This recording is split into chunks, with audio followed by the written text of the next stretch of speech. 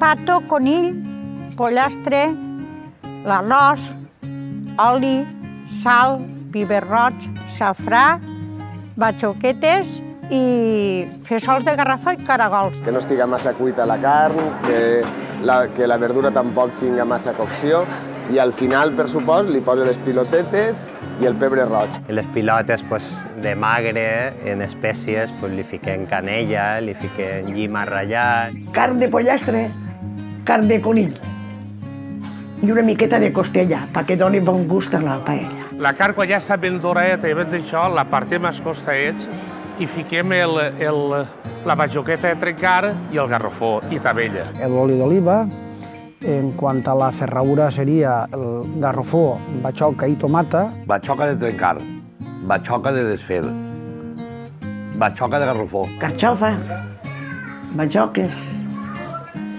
Això és la fruta ideal per a la paella. I batxocons. Sal, espècies, el pimentó, de vera, i un poc de safrà. Li afegim la tomata ratllada natural, que si pot ser d'aquí de la comarca, doncs millor que millor. En acabant li fotem la picadeta d'all y le piquemos agua. Le añades el agua, que reduzca. Cuanto más agua añadas y más reduzca, más sabor cogerá. Tire aigua, li done una primera bullida, 3, 4, 5 minuts i li tire l'arròs ja.